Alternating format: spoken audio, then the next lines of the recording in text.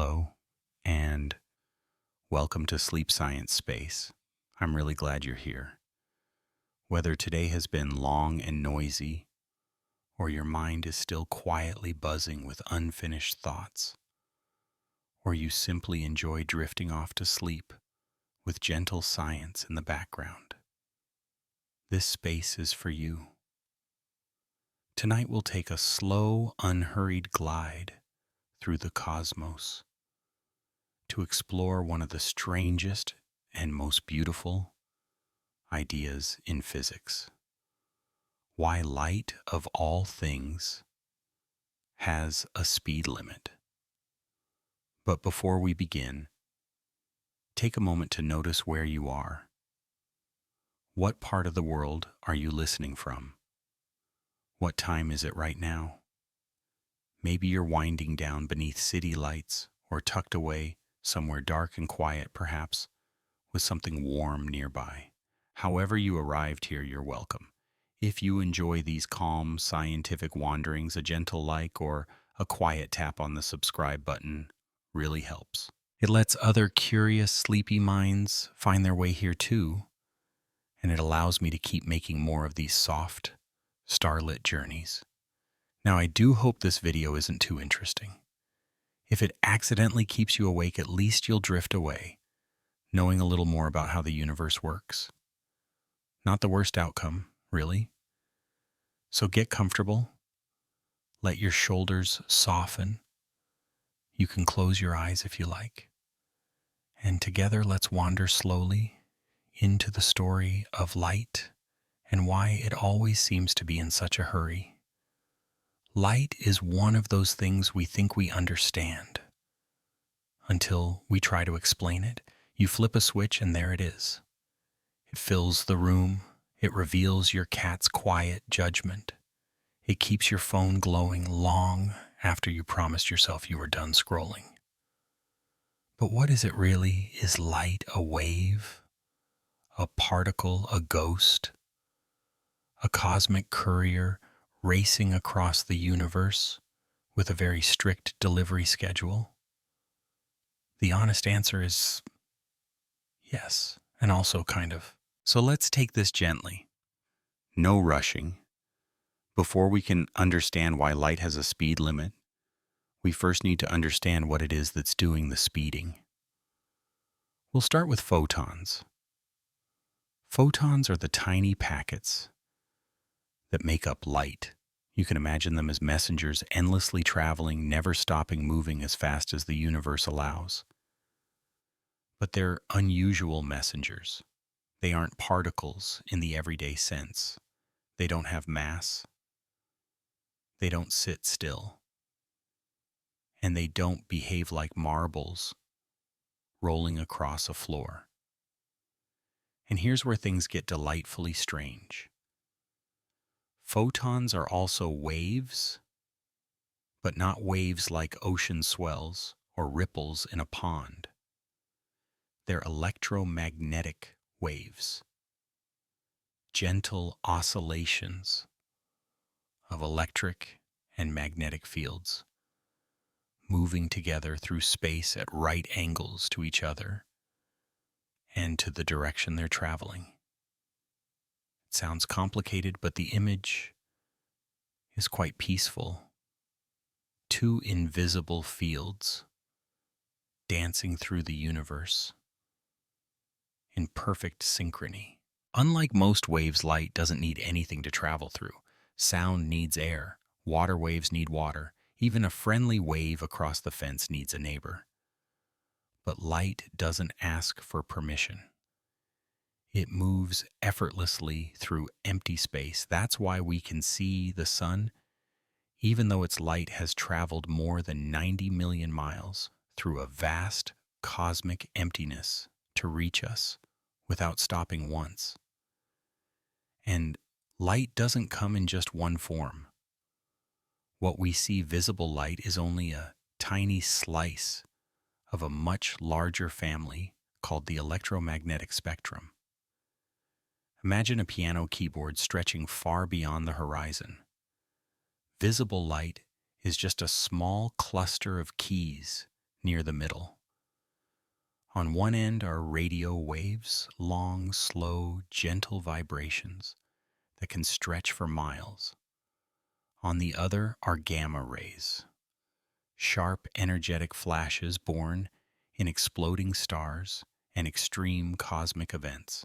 Between them live microwaves, infrared light, ultraviolet rays, and X-rays, each different, each useful, each invisible to our eyes. And yet, despite all these differences, every form of light shares something remarkable. In a vacuum, they all move at exactly the same speed, about 299,792,458 meters per second. And that is where our story truly begins. That speed is just under 300,000 kilometers every single second. A number so large, it almost stops feeling like a number at all. It's the kind of answer that makes you ask, how fast is that really? And the universe simply replies, yes. Put gently in bedtime terms, if light were a runner, it could circle the entire Earth more than 7 times in a single second. Not bad for something with no legs, no muscles, and no intention of slowing down. But there's an important detail to remember. Light doesn't always move at that full cosmic pace. In the emptiness of space, a vacuum, it has a perfectly clear track. No obstacles, no interference. But when light enters something solid or liquid, water glass, even a diamond, it appears to slow down. Not because it's tired, but because it's interacting. You can imagine it like walking through a crowded room. You're still moving in the same direction, but you're weaving, pausing, bumping gently into others along the way. Light does something similar. It's absorbed by atoms, re-emitted, nudged off course, again and again. This is what causes refraction. It's why a straw looks bent in a glass of water, why lenses focus images, why diamonds sparkle with such intensity. Light's journey through matter becomes longer and more complicated. And yet here's the quiet twist between those interactions. Individual photons still move at the same fundamental speed. They never actually slow down. They just take a more winding path, like someone trying to speed walk across a dance floor filled with enthusiastic uncles at a wedding.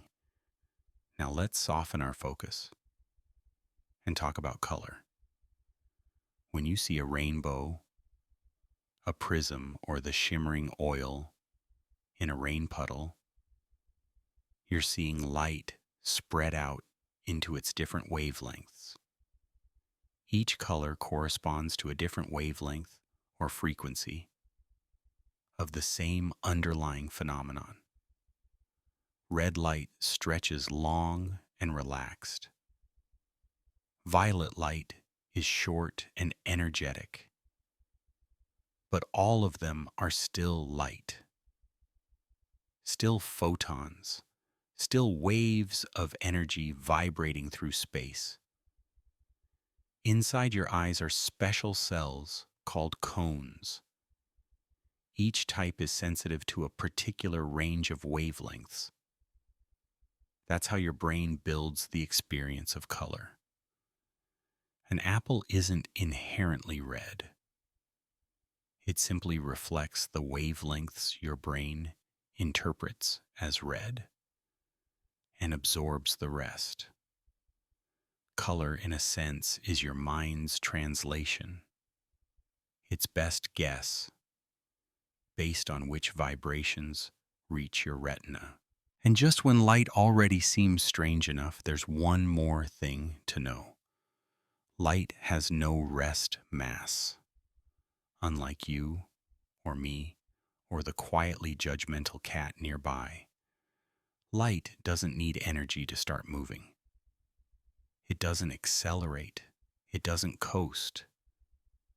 It simply is motion. A photon cannot stop. If it did, it wouldn't pause. It wouldn't wait. It would cease to exist. For light, it's motion or nothing. Always moving.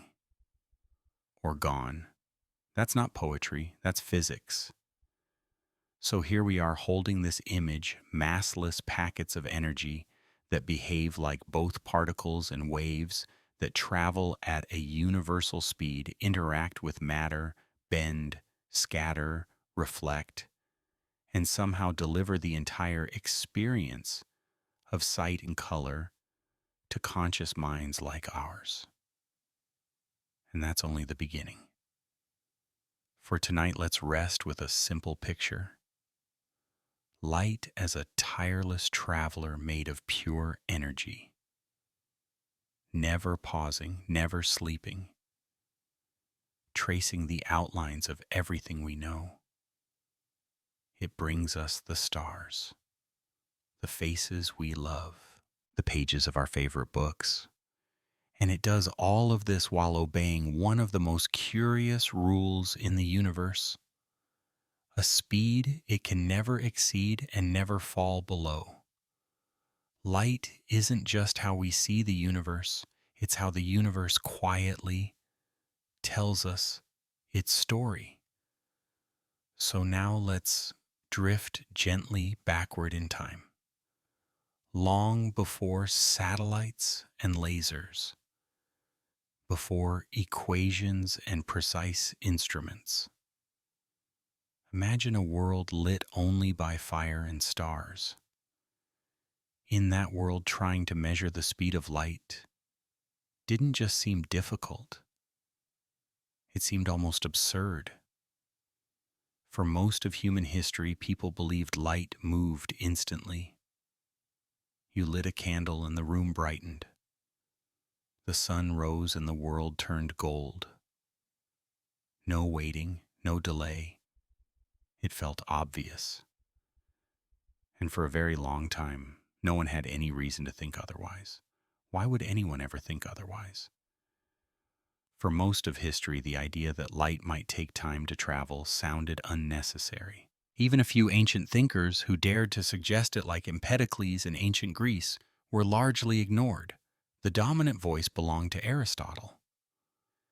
And when Aristotle declared that light was instantaneous, that was enough. His ideas had a habit of lingering for centuries.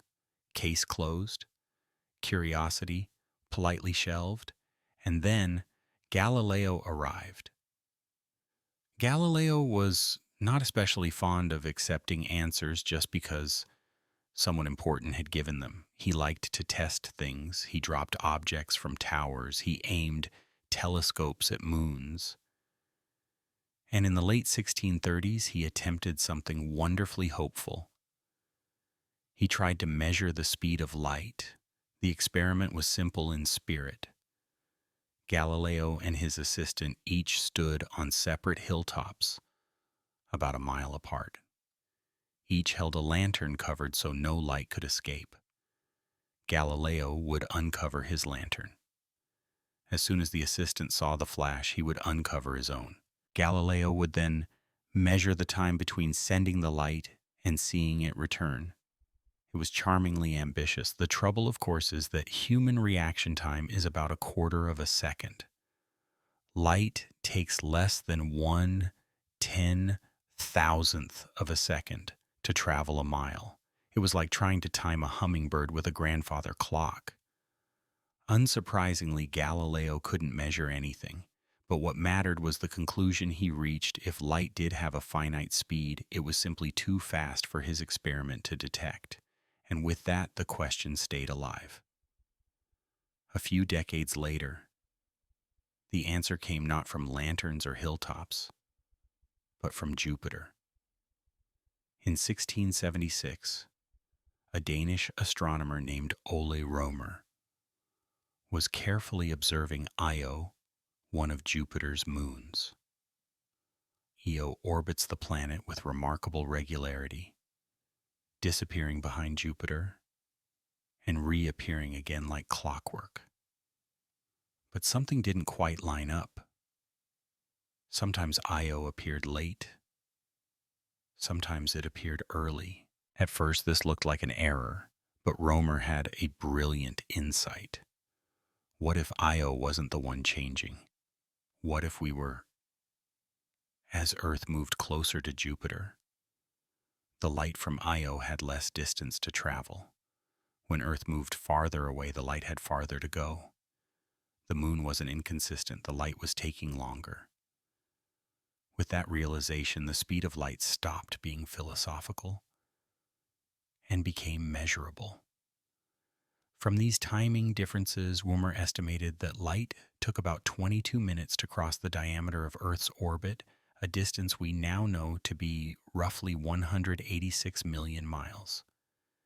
His number wasn't perfect, but it was astonishingly close. Most importantly, it proved something profound. Light takes time.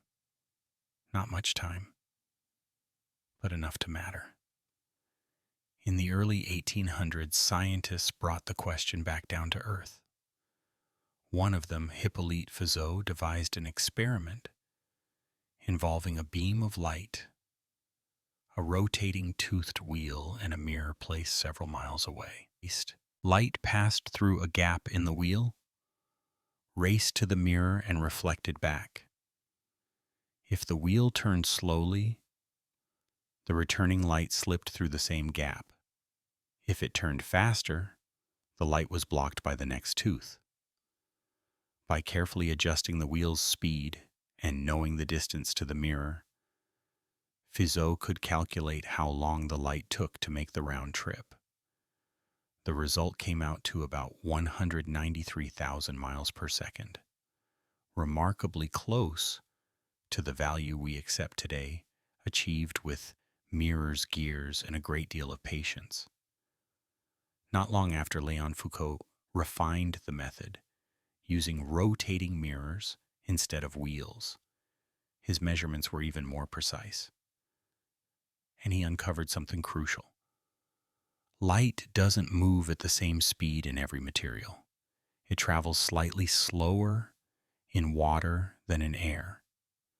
This was a vital clue proof that light interacts with matter in subtle, measurable ways. And finally, we arrive at a name that echoes through physics like a steady bell tone, Albert Michelson. But that is where our next gentle step begins. For now, let these ideas settle. Lanterns on hilltops, moons slipping behind planets, beams of light racing gears and mirrors, human curiosity inching closer, slowly, patiently, to one of the universe's deepest rules. And as the story continues, you can let your breathing slow, because light, no matter how fast it moves, will wait for us. By the late 1800s, Albert Michelson took Foucault's ideas and refined them to a level of precision no one had achieved before. He chased beams of light through long tunnels, bounced them between exquisitely aligned mirrors, and timed their journeys with astonishing care. The results were extraordinary. Michelson's measurements were so precise that they stunned the scientific world. His dedication earned him the Nobel Prize in Physics in 1907, making him the first American to receive the honor. Not bad, really, for someone who spent years persuading light to race back and forth between mirrors. Today, our tools are even more refined. We have lasers, atomic clocks, satellites, and instruments of breathtaking accuracy. In fact, we've gone one step further. We no longer measure the speed of light. We define our measurements by it. Since 1983, the meter itself has been officially defined as the distance light travels in exactly 1,299,790,2,458th of a second. The equation has been flipped. Light is no longer something we chase. It is the ruler by which we measure the universe. And yet, it all began so simply, with people watching moons, spinning wheels, uncovering lanterns, and wondering whether the universe might be slower than it looks. That may be the quiet beauty of it. The speed of light isn't just a number, it's a story of curiosity stretching across centuries, of imperfect tools guided by careful minds, of patience, persistence, and the refusal to stop asking questions. Even the fastest thing in the universe could not outrun human curiosity. So now that we've met our restless photon friend and followed the long path taken to measure its pace, we can finally ask the question that truly keeps physicists awake at night. Why doesn't light go faster? After all, the number feels oddly specific. Why 299,792,458 meters per second? Why not a clean, round number? Why not infinite? Why does light, massless, ethereal, pure energy, obey a cosmic speed limit at all? To answer that, we need to take a slow, calming step into one of the most elegant corners of physics, electromagnetism.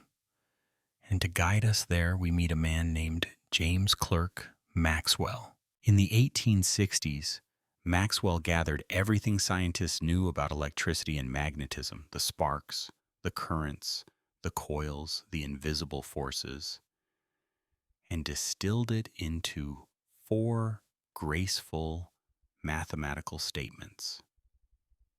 They're known rather unimaginatively as Maxwell's equations. You don't need to see them. You don't need to solve them. No one will quiz you tonight. What matters is what they revealed. When Maxwell combined these equations, something remarkable emerged. They predicted waves ripples created whenever electric and magnetic fields changed together. These waves didn't need wires. They didn't need matter. They could travel through empty space. And most astonishing of all, these waves always moved at the same speed. When Maxwell calculated that speed plugging in the known constants of electricity and magnetism, he arrived at a number, 299,792,458 meters per second. The very same number measured for light. Maxwell was stunned. This was no coincidence. It was a revelation. Light was not a mystery substance or an ethereal fluid. It was an electromagnetic wave, a self-sustaining dance of electric and magnetic fields, rippling through the vacuum at a speed dictated by the structure of reality itself. Light doesn't travel this fast by habit. It travels this fast because it must. If electric and magnetic fields exist, and they do, then electromagnetic waves can only propagate at this speed in empty space. Faster or slower would break the equations, so part of the answer is this: light moves at the speed it does because that is the only speed electromagnetic waves are allowed to have in a vacuum. It is not arbitrary. It is built in. But there is still a deeper question waiting quietly underneath. Why can nothing go faster than that? In everyday life, speed feels flexible. If something moves quickly, we imagine it could move quicker still. A car at one speed can always go a little faster, at least until the engine protests. But the universe does not work that way. And to understand why we need to take one more gentle step into the strange, beautiful territory where space and time themselves begin to bend. But for now, let your thoughts slow. The light can wait, and so can we. But with light, there is no upgrade path, no extra gear, no speeding ticket. There is simply a firm, unyielding limit. To understand why, we need to invite someone you've almost certainly heard of, Albert Einstein. In 1905, Einstein published what we now call the special theory of relativity. With a few simple ideas, he quietly rewired our understanding of space, time, and motion. At the heart of special relativity is a statement that sounds innocent until you sit with it. The speed of light in a vacuum is the same for all observers, no matter how fast they are moving. That may sound reasonable at first, but it is deeply strange. Imagine you're on a train, traveling at 90% of the speed of light, wildly impractical, but perfect for a thought experiment. You switch on a flashlight. Common sense suggests that the beam should move faster for someone standing still on the platform. After all, the train is already racing forward and now you've added light on top of that motion, but that's not what happens. You measure the beam traveling at exactly the speed of light. And so does the person on the platform. Same speed, same number, no exceptions. For this to be true, the universe has to do something extraordinary. It bends, time slows down, lengths shrink, mass becomes heavier, not because anything is broken, but because reality reshapes itself to protect that single rule. No matter how fast you move, light must always be measured at the same speed. And if you, a very determined astronaut, tried to reach the speed of light yourself, you would run into a fundamental problem.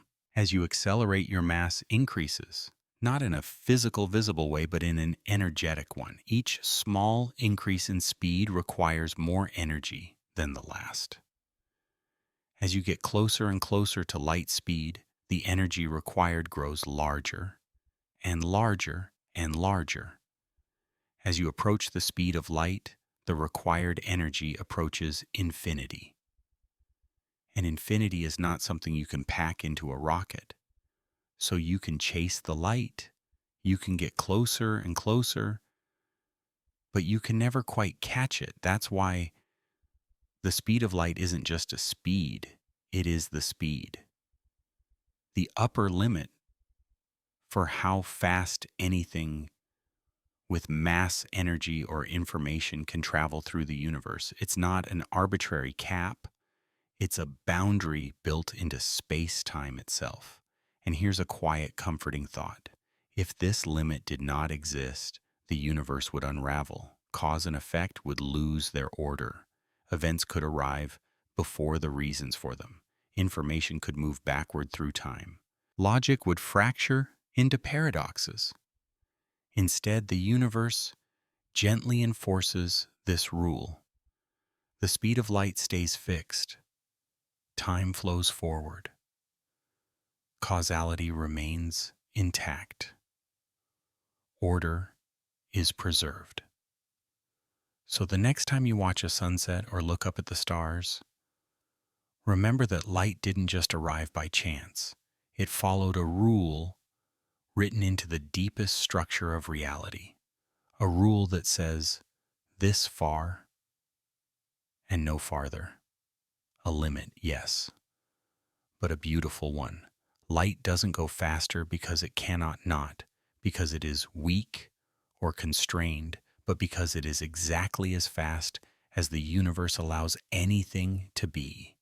And for something that crosses space at nearly 300,000 kilometers every second. That's already more than enough. I think that's a rather graceful pace. Albert Einstein had a rare talent for turning reality upside down and somehow making it feel obvious afterward, as if the universe had been quietly whispering its secrets all along, just waiting for someone patient enough to listen. When he introduced his special theory of relativity in 1905, he didn't gently adjust the rules of physics. He replaced them. At the heart of his idea was a statement both simple and radical. The speed of light in a vacuum is constant. Not approximately constant. Not mostly constant unless you're moving too fast. Absolutely constant for everyone, everywhere, always. If you're drifting towards sleep, this might sound almost quaint, but it quietly dismantles everything we think we know about motion and time. Imagine you're floating calmly through space in a small spacecraft. Everything is still. You're holding a flashlight. You switch it on. A beam of light moves away from you at, say, it's softly 299,792,458 meters per second. Now imagine someone else passes by in another ship, moving at half the speed of light. From their perspective, you and your ship are racing past at an incredible pace. And yet when they measure the speed of that same beam of light, they get the exact same number. Not faster, not slower. Exactly the same. That's strange in a very deep way. In everyday life, speeds add together. Walk forward on a moving sidewalk and you move faster than walking alone. Everything stacks neatly. But light refuses to cooperate. The flashlight can move. The spaceship can move. The observer can move. And the speed of light remains unchanged. So what gives Einstein's answer is both unsettling and elegant. It's not the speed of light that changes, it's everything else. Time stretches, space compresses. Distances and durations quietly rearrange themselves to protect that one sacred number. Let's walk gently through what that means. First, time dilation. As you move faster, time slows down. Not as a feeling, but as a physical fact. Your clock actually ticks more slowly compared to someone who is at rest. Imagine you're traveling at 90% the speed of light. Inside your ship, everything feels normal. You snack. You read. You wonder why you didn't bring more socks. But when you return home, you discover that far more time has passed on Earth. Years may have slipped by. While you experienced a short journey, the world kept turning without you. This isn't just a thought experiment. We've seen it happen. Tiny particles called muons are created high in Earth's atmosphere by cosmic rays. Under normal conditions, they decay in microseconds. But when they're moving close to the speed of light, their internal clocks slow down. They live longer, long enough to reach the surface and be detected. Time really does stretch when things move fast enough. Next comes length contraction, the quiet twin of time dilation. As you travel at very high speeds, objects in the direction of motion become shorter, not because of perspective or illusion, but because space itself compresses. Your spacecraft would literally measure shorter along its path of travel. Don't worry, this only becomes noticeable near light speed. For cars, planes, or ambitious joggers, The effect is so tiny it might as well not exist.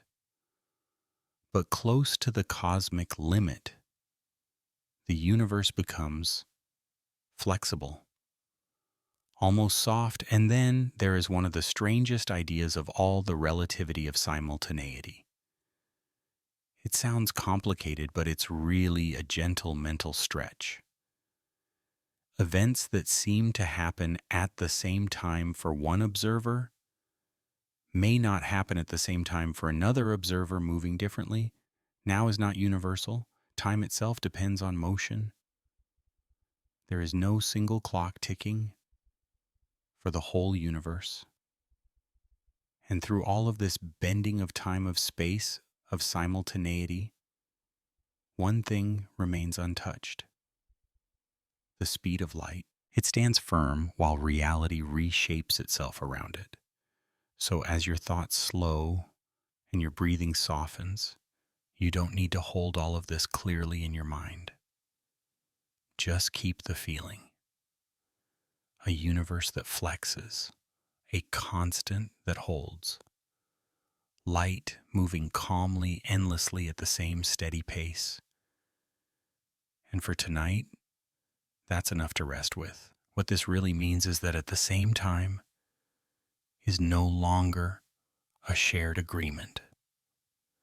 Two events that appear simultaneous to one observer may quietly drift apart in time for another, simply because they're moving differently through space.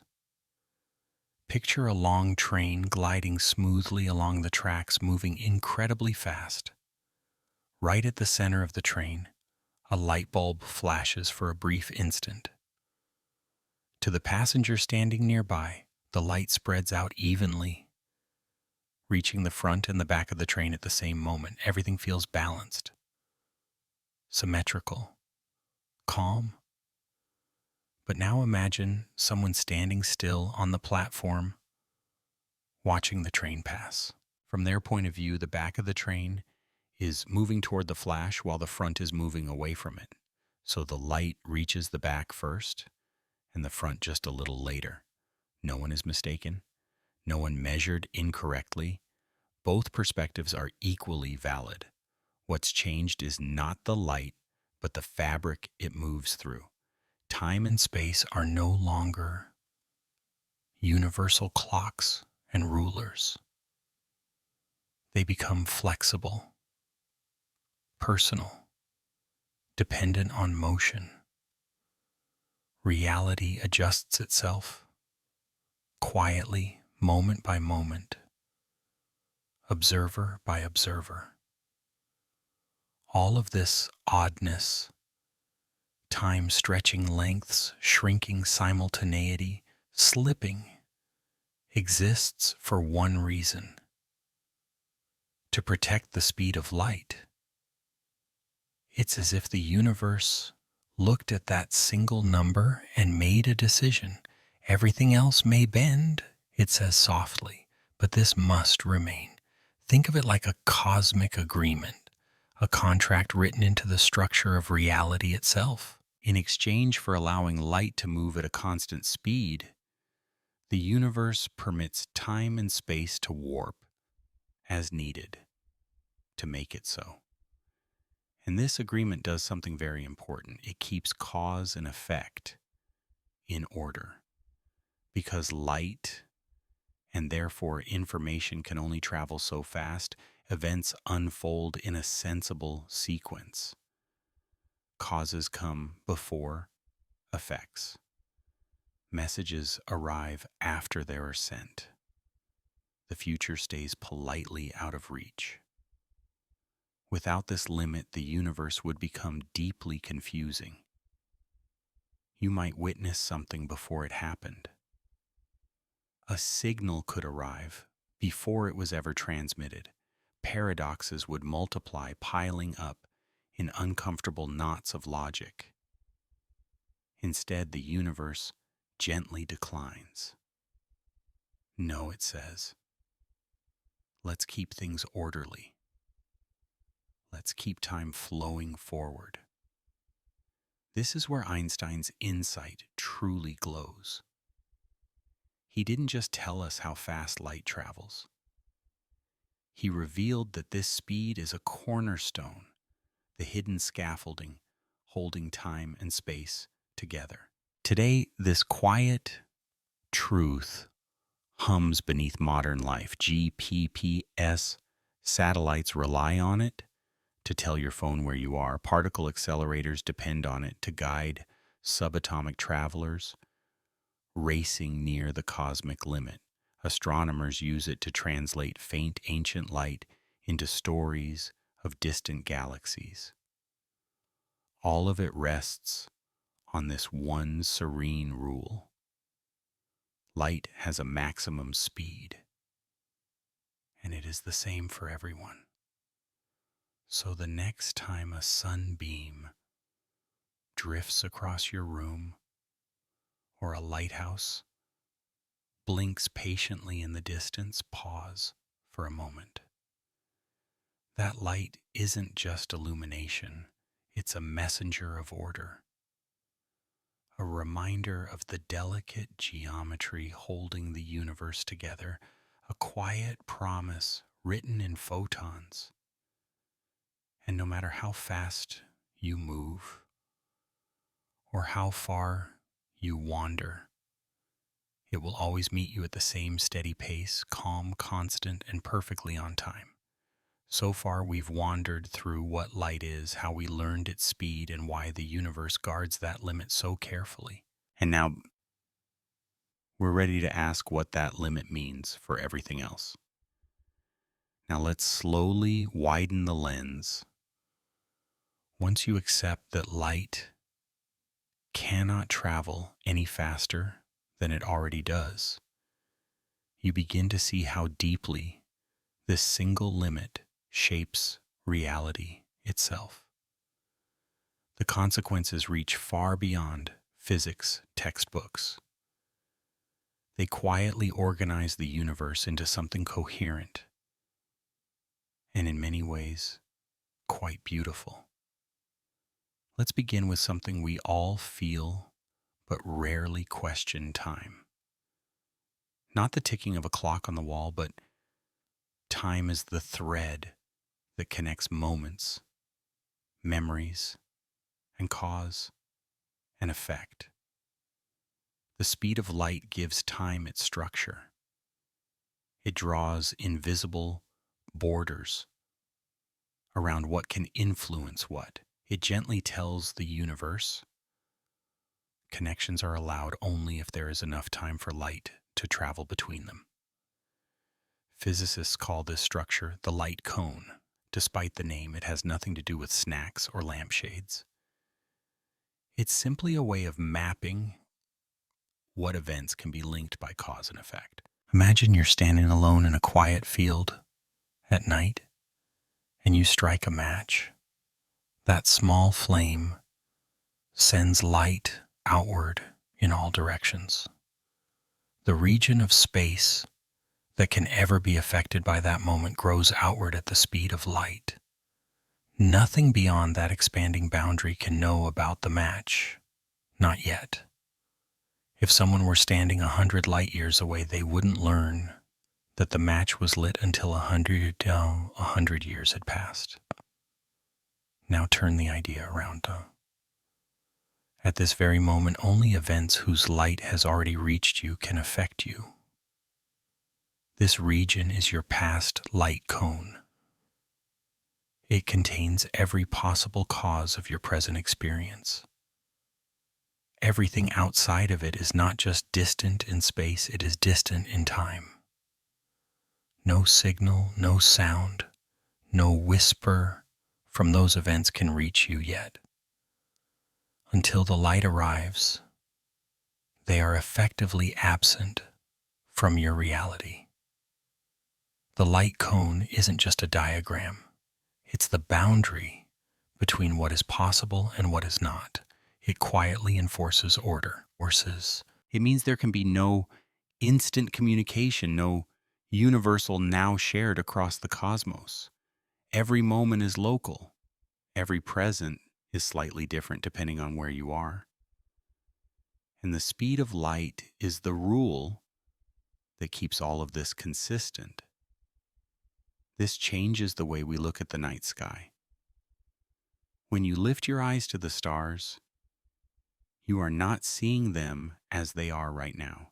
You are seeing them as they were. The light from the nearest star system, Alpha Centauri, takes more than 4 years to reach us. If something remarkable happened there last week, we won't know for years to come. And that's just next door.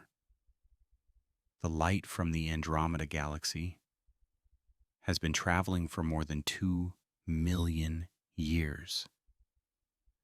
You are seeing it as it appeared when early humans were just beginning to shape stone tools. Look even deeper, and the light reaching us left its source billions of years ago, before our sun was born, before Earth existed at all. And yet it feels immediate. The stars shimmer, the galaxies glow.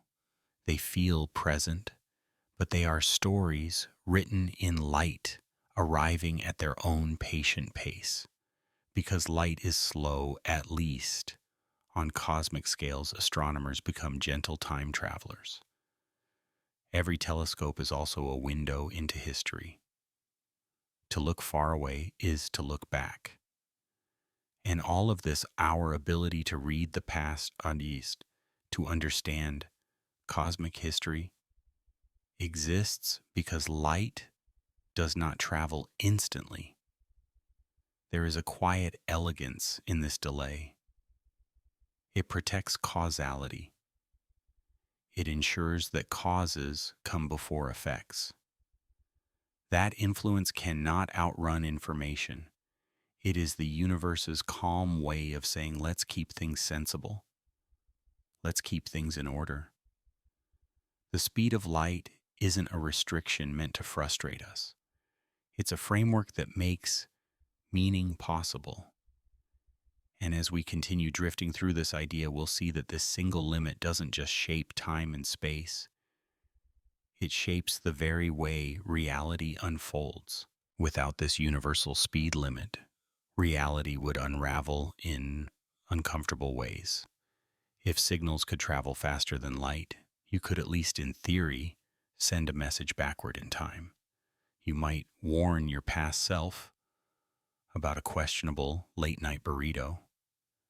But if the warning worked, you'd never have needed to send it. Cause and effect would begin to chase each other in circles, tying logic into knots. These are the kinds of paradoxes that give theoretical physicists restless nights. But the speed of light quietly prevents all of that. It draws a firm line. You cannot outrun your own consequences. Events unfold in sequence. The past remains behind you. The future stays politely out of reach. This isn't just the flow of time, it's the architecture of time. And it doesn't only matter for distant galaxies or hypothetical time machines. It's woven into your everyday life. Think about communication. When you send a message or make a phone call, it feels instant. But if that message is traveling to the other side of the planet, there is a tiny delay, almost imperceptible but real. The signal moves as electromagnetic waves slipping through fiber optic cables, bouncing between satellites, all constrained by the same cosmic pace. Light is fast, but Earth is large. Now consider spacecraft. When Mission Control sends instructions to a rover on Mars, the message can take anywhere from 4 to 20 minutes to arrive, depending on where the planets happen to be. If the rover encounters trouble, no one on Earth can react immediately. There is no joystick, no real-time rescue. Out there, autonomy is not a design choice. It's a necessity imposed by light speed. Even your favorite streaming service obeys this rule. Every image, every frame of that late-night documentary drifted to your screen as pulses of light hopping through cables and servers, always moving at a pace the universe allows, and no faster. At first, this might sound like a limitation, but it's more like a rhythm. The speed of light gives us a universe where causes reliably come before effects, where the past is fixed and the future unfolds one moment at a time. It turns an otherwise chaotic expanse into something structured, navigable, and meaningful. And perhaps there's something comforting in that. The fastest thing in the universe is also the reason we must wait, the reason knowledge takes time to arrive. Those brief delays, those moments between happening and knowing give us distance, perspective, and space to reflect. They even give us room to rest. But now let's gently entertain a rebellious thought. What if you're not the type to accept limits so easily? You've heard about this cosmic speed rule, this boundary etched into the laws of physics. And naturally you wonder, what if we ignore it? Humans have always pushed boundaries. We broke the sound barrier. We sent machines to other planets. We learned to split atoms and bend space-time ever so slightly. So the question whispers itself quietly into the night. Is there any way, any loophole, any shortcut that could let something move faster than light? And to explore that question, we'll need to tread carefully. Let's begin in the quiet, slightly dusty corner of theoretical physics, the place where strange ideas are allowed to stretch their legs.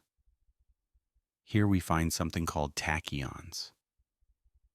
These are hypothetical particles dreamed up by certain equations, and they come with a truly odd personality trait.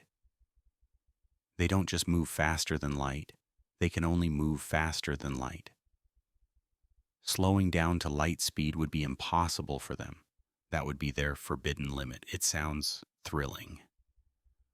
A particle that simply ignores the universe's speed rule, darting through space with boundless energy like an over-caffeinated squirrel with a physics degree. There's just one problem. No one has ever seen one. Not in particle accelerators, not drifting through deep space, not hiding quietly between the lines of our equations. Tachyons are like a persistent rumor, endlessly discussed, never confirmed. And even if they did exist, they would cause more trouble than excitement. If you could use them to send information, causality would fall apart. Messages could arrive before they were sent. Effects could outrun causes. And history has taught us that once causality breaks, things get messy. So most physicists gently place tachyons on a shelf labeled interesting, imaginative, but probably not real, and move on.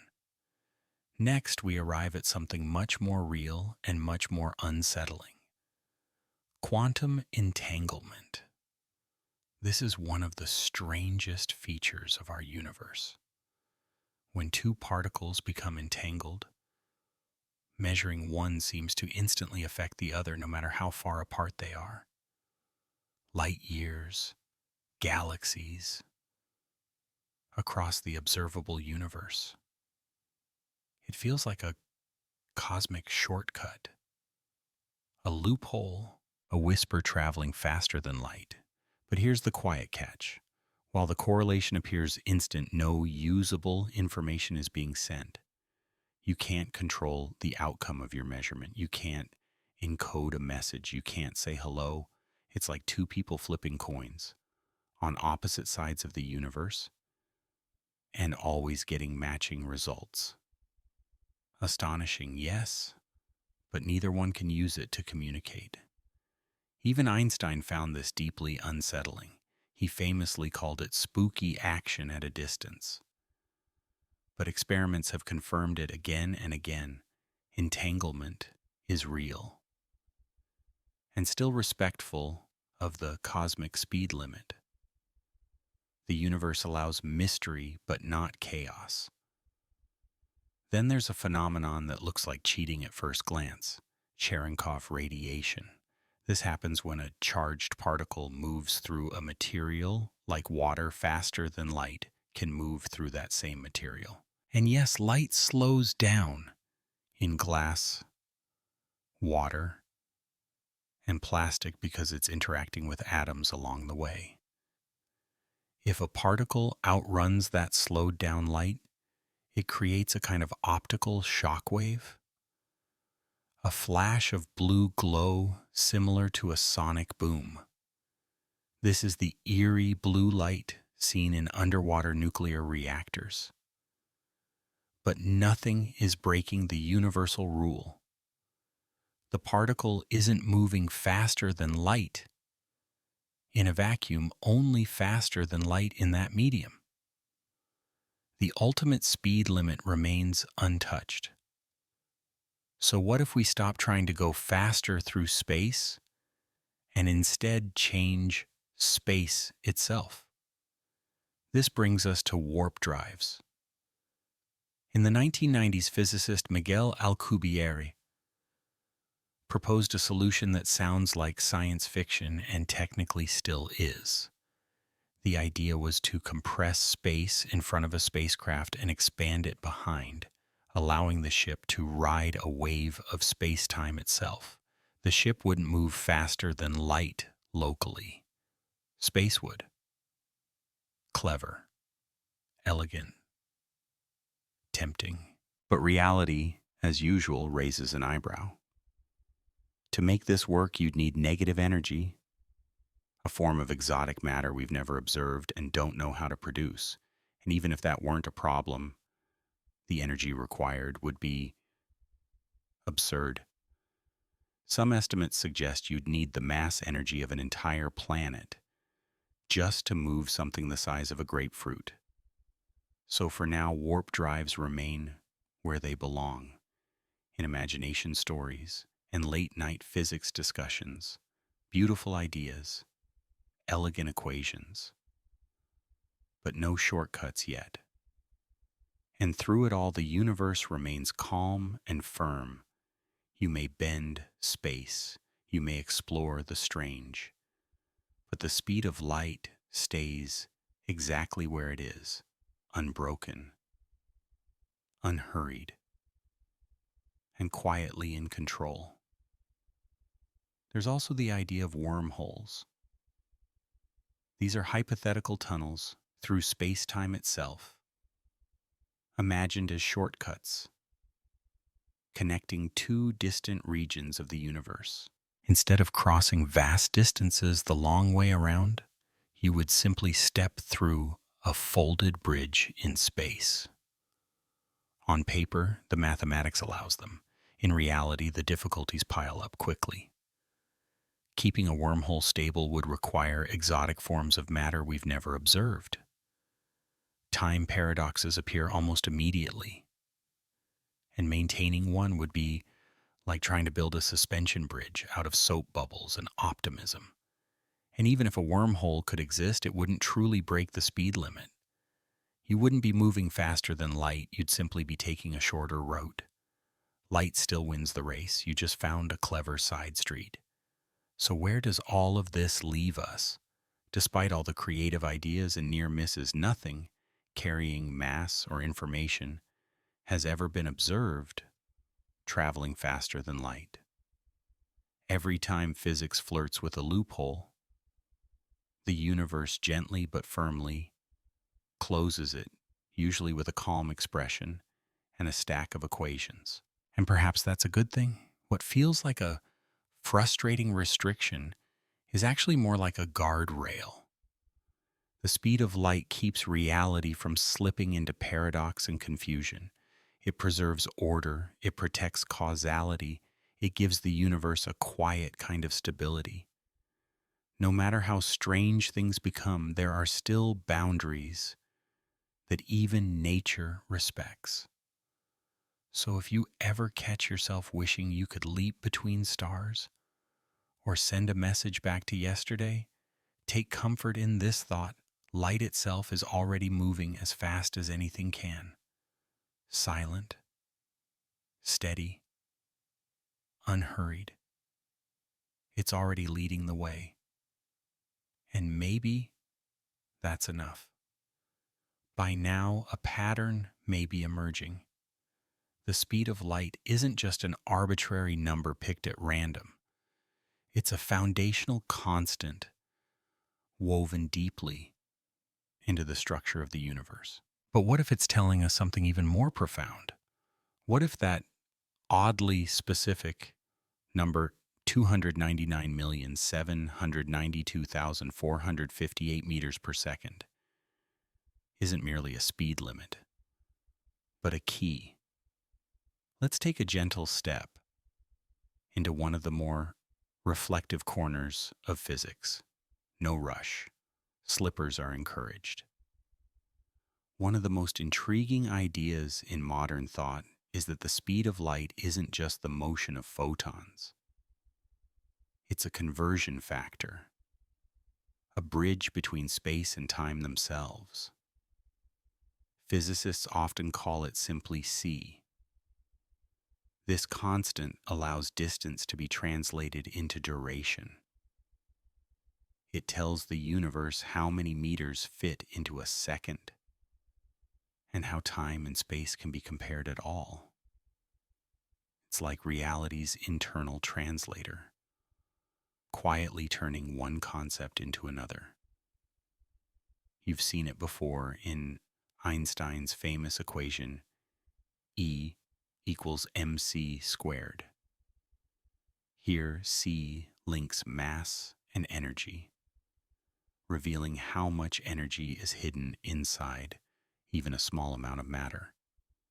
But it doesn't stop there. The same constant appears throughout relativity, in equations for time dilation, length contraction, and the curvature of space-time. It shows up everywhere, and that repetition is not accidental. It's a hint that c is more than just a speed. It may be the glue that holds space and time together. Let's explore this with a slow, calming thought experiment. Imagine the universe not as empty space dotted with objects, but as a vast, woven fabric. A single cloth made from two threads that cannot be separated. Space and time stitched together into one smooth material we call space-time. It may sound like a poetic phrase, but in Einstein's view, this fabric is very real. Space and time are not independent backgrounds where events simply happen. They are intertwined, flexible, and responsive. When you move through space, you are also moving through time. When you move faster, time itself eases its pace. When gravity pulls, it bends not only space but time along with it. And right at the center of this fabric sits the speed of light. It acts as a conversion rate between space and time, like an exchange rate at a quiet currency desk, not between dollars and euros, but between meters and seconds. This is why we can speak so naturally about light years. A light year is not a measure of time, but of distance, how far light travels in a year. The fact that time can describe distance at all tells us how deeply those two ideas are woven together. So when we say that nothing can travel faster than light, we're saying something even deeper. Nothing can disrupt the relationship between space and time. The speed of light defines that relationship. It is the stitching that holds the entire cosmic quilt together. There's something quietly reassuring about that. No matter where you are in the universe, no matter how fast you move, this number remains the same. It gives physics a built-in consistency. It keeps causes ahead of effects. It ensures that the universe behaves sensibly, even near black holes, even in the crowded hearts of galaxies. In fact, many physicists no longer treat the speed of light as just a speed at all. In the natural units, often used in theoretical physics, they simply set it equal to 1. Not out of laziness, but elegance. When you do that, space and time can be handled on equal footing. Distances and durations blend into the same language. The equations become cleaner, calmer, more symmetrical, as if the universe takes a deep breath and relaxes. This leads to an even more curious idea. Perhaps the universe isn't built for light to move through. Perhaps it's built around the speed of light itself. Consider this: light does not experience time. From the perspective of a photon, the instant it is emitted and the instant it is absorbed are the same moment. There is no ticking clock inside a beam of light, no waiting, no before or after. As motion increases, time slows, and at the speed of light, time simply stops. Light exists only in motion. It can never rest.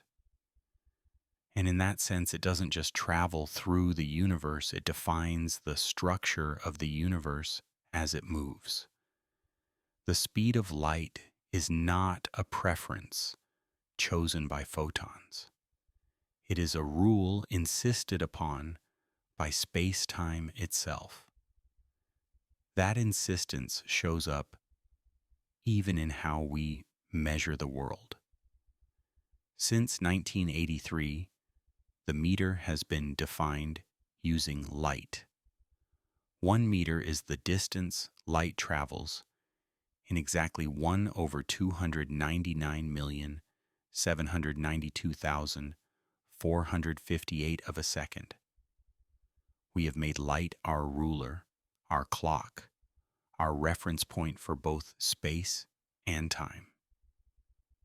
And perhaps that is the most grounding part of all this. In a universe that can feel immense and uncertain, filled with invisible forces and strange particles, there is something beautifully steady, a constant you can build reality around, because we already do. So the next time you notice a candle flicker or see starlight slipping quietly through your window, remember this: you are witnessing more than illumination. You are watching a law of the cosmos unfold, a whisper from the geometry of space-time itself.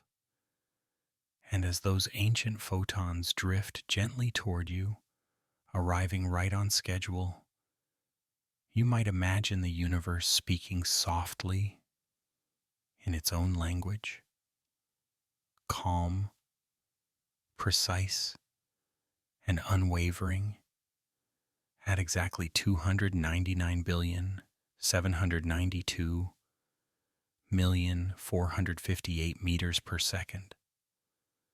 By now it's clear that the speed of light is not just a line in a physics textbook. It's the pulse of the cosmos, the quiet stitch holding space and time together, the steady metronome that keeps reality in rhythm. But here's something gently surprising. This cosmic rule doesn't live only between galaxies or in the glow of distant stars. It's woven into your everyday life as well. Even if you've never piloted a spaceship or built a particle accelerator in your backyard, and if you have, genuinely impressive, you are still moving through a world shaped and guided by the speed of light. Let's begin with something familiar: your phone. The small, warm rectangle you're likely listening to this on right now. Every tap, every message, every late-night scroll relies on light. Not metaphorically, quite literally. Information travels through fiber optic cables as pulses of light. These slender strands of glass and plastic stretch beneath oceans and across continents, forming a global nervous system. When you load a web page or stream a video, you're not waiting for a distant computer to think harder. You're waiting for tiny flashes of light ones and zeros to race through cables, bounce through routers, and arrive at your screen. Light moves a little slower in fiber than in empty space, about 2/3 its top speed. But that's still hundreds of thousands of kilometers every second. That's how your playlists, messages, and yes, cat videos arrive with barely a breath of delay. Those same signals do more than carry data. They also keep time. One of the technologies most dependent on the speed of light is the Global Positioning System, GPS. When you use it to find your way to a cafe or a quiet park, your phone listens to signals from multiple satellites orbiting Earth. Each satellite broadcasts a timestamp accurate down to billionths of a second. Your device compares the arrival times of those signals and calculates where you must be. It's a kind of cosmic triangulation, 4 clocks in space helping you locate yourself on the ground. But here's the subtle part. For GPS to work at all, engineers must correct for both special and general relativity. The satellites are moving fast, so their clocks tick slightly slower. They're also higher in Earth's gravitational field, so their clocks tick slightly faster. If we ignored these effects, your location would drift by kilometers every day. Thanks to Einstein and the unwavering constancy of light, your phone can reliably guide you to that croissant you've been thinking about. Now let's come even closer to your eyes. Vision itself is built on light's behavior. When you look around, photons bounce off objects and enter your eyes. They pass through the cornea and lens focus onto the retina and trigger tiny chemical reactions in cells called rods and cones. Your brain gathers those signals and gently reconstructs them into the image of a tree, a sunset, or perhaps a houseplant that seems oddly judgmental. Depth, motion, color, all of it depends on how light travels, bends, and arrives, with minuscule delays that your brain quietly compares. Even the sense of three-dimensional space comes from light reaching each eye at slightly different times. And when light changes direction, slowing and bending as it moves between materials, we call that refraction. It's why a straw looks bent in water, why heat shimmers above asphalt, and why lenses work at all. Glasses, cameras, microscopes, telescopes, all of them exist because we understand how light behaves. Even your microwave owes its usefulness to this same family of phenomena. Microwaves are simply a longer wavelength form of light. They bounce around inside the oven, gently jostling water molecules in your food until it warms. Without the electromagnetic spectrum, reheating leftovers would be a much stranger affair. And then there's communication, radio, television, Wi-Fi, Bluetooth. All of it is light in disguise, different wavelengths, same rules, invisible waves carrying music to your car, voices to your headphones, data through the air, all moving at the same cosmic pace set by the universe itself. Medicine, too, leans on this quiet constant. X-rays are high-energy light passing through soft tissue and stopping at bone to reveal what's beneath the skin. MRI machines rely on electromagnetic fields to map the hidden interior of the body with remarkable clarity. Everywhere you look, and even where you can't, light and its extended electromagnetic family are at work. They help you see. They help you communicate. They help you navigate, heal, cook, learn, and explore.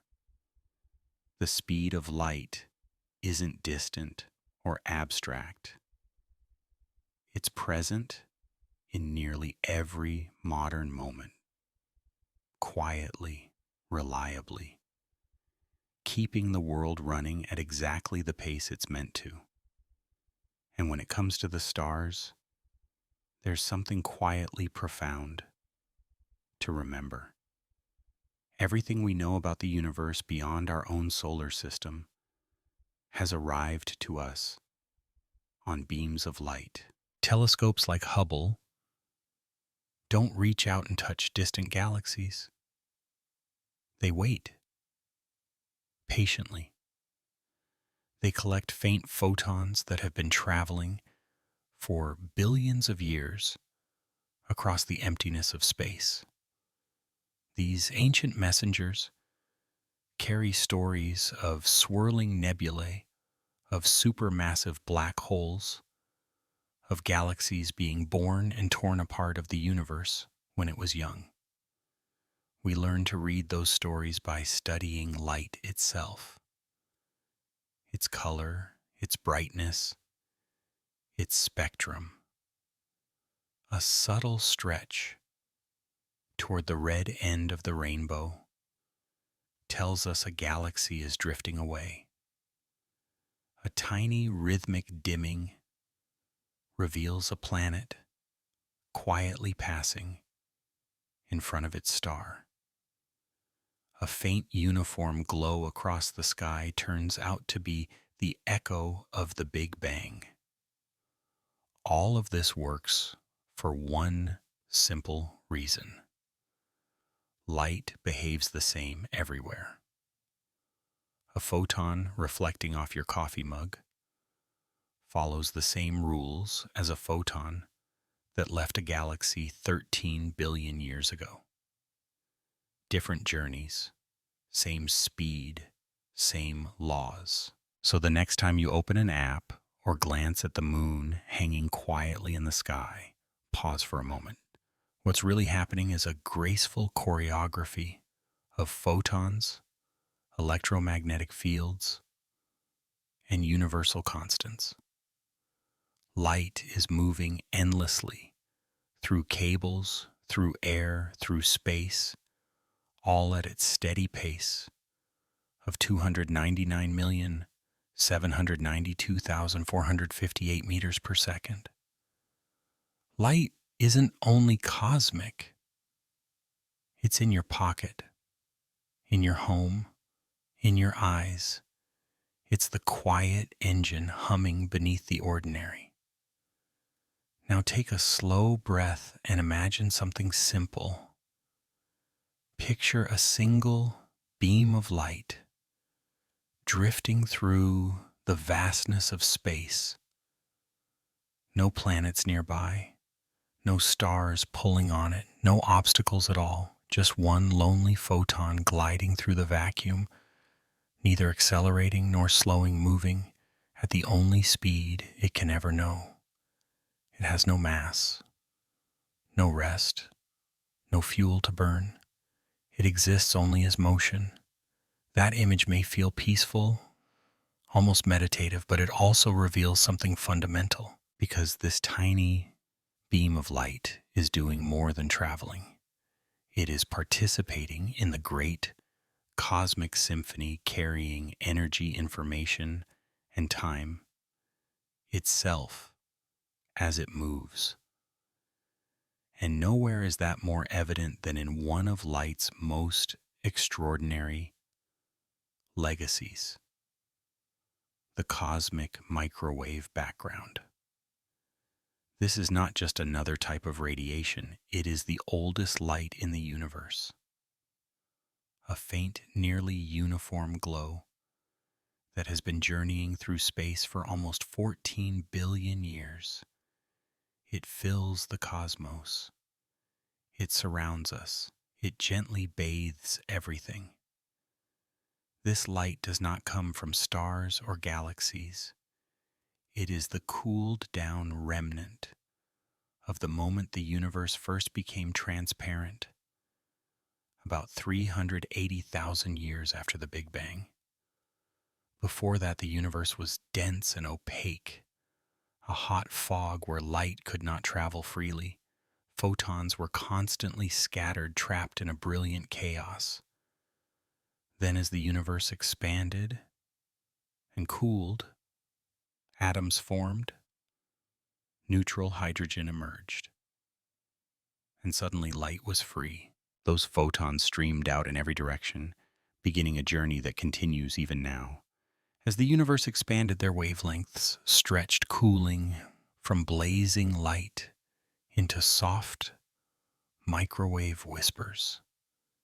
And here they are still, ancient, persistent, moving steadily onward at the same calm pace. The oldest message the universe has ever sent, still arriving, still speaking, still carried on light. When scientists study the cosmic microwave background, they are doing something quietly astonishing. They are catching photons that have been traveling since the very beginning of time. These tiny particles of light have never paused, never rested. They cross the entire universe just to arrive gently at a detector and whisper, "This is what the universe was like back then." That isn't just history, it's cosmic archaeology. But light doesn't only tell us where the universe came from. It also weaves together everything that is happening right now. From the glow of distant stars to the delicate behavior of atoms, light is always present, a silent participant in every process unfolding around us. Take photosynthesis. Nearly all life on Earth depends on it. And it begins with sunlight touching a leaf. Photons strike molecules of chlorophyll, nudging electrons into motion and setting off a chain of reactions that store energy inside chemical bonds. Plants grow using that energy. Animals eat the plants or eat the animals that eat the plants. And the cycle continues. Without light, there is no photosynthesis. Without photosynthesis, there are no plants. And without plants, well, dinner becomes a very different experience.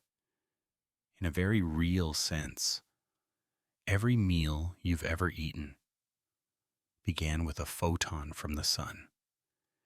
And it isn't only plants that respond to light. Your own body is tuned to it. Your circadian rhythm, the quiet internal clock that guides sleep and wakefulness, listens closely to light. Morning brightness tells your brain to lower melatonin and become alert. Evening dimness allows that hormone to rise again, gently guiding you toward rest. Even now, as you listen, your body is sensing the light around you, adjusting itself, settling into the rhythm of night. Light shapes not just what we see, but how we live. And perhaps the most profound role light plays is this: it connects. It connects eyes to objects, stars to telescopes, moments to one another. Light is how information moves. Every time you see something across a room or across the cosmos, you are receiving a message encoded in waves, shaped by space and interpreted by your mind. Light is the universe's language. And like any language, it has many dialects. Different wavelengths carry different stories. Some reveal the chemistry of distant galaxies. Others announce violent gamma ray bursts, the most energetic events in the cosmos. Infrared light brings us the warmth of newborn stars. Visible light paints rainbows across oil slicks and soap bubbles, quietly revealing the geometry of interference and refraction. This richness is what makes light so powerful.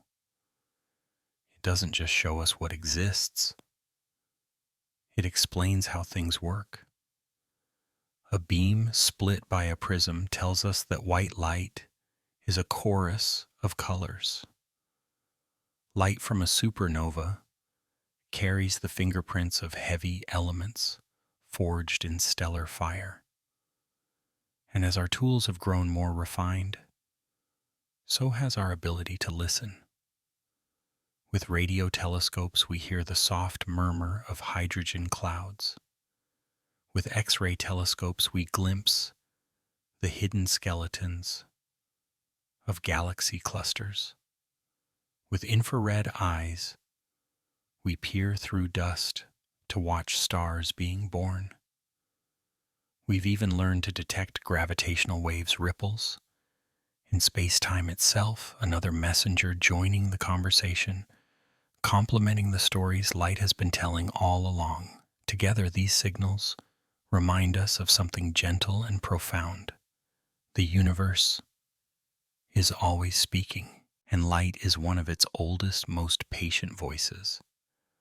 All of this gently reshapes how we see the universe, not as a cold, empty silence, but as a place filled with signals, with stories, with light quietly moving in every direction. It reminds us that we are not standing apart from the cosmos, looking in from the outside. We are immersed in it, bathed in it, shaped by it. The atoms that make up your body were forged in stars that burned billions of years ago. Their light crossed immense distances, passing through clouds of way, helping seed new solar systems. From those ancient processes came the carbon in your cells, the calcium in your bones, the iron flowing through your blood. You are, in the most literal sense, made of star-forged material, carried forward through time by light. And so this tireless traveler, this photon, with no mass, no clock, and no place to rest, does far more than move. It connects the deep past to this present moment. It links atoms to galaxies. It allows eyes to see and minds to understand. In a universe vast and filled with mystery, light is a constant companion. Not only fast, not only fundamental, but familiar. It is the quiet presence that turns space into story, that gives darkness meaning, that whispers across the emptiness, I am still here.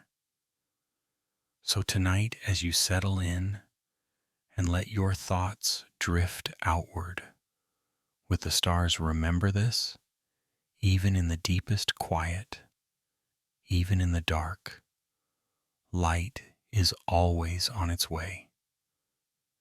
And now we gently return to where we began. We set out with a simple question: why does light have a speed limit?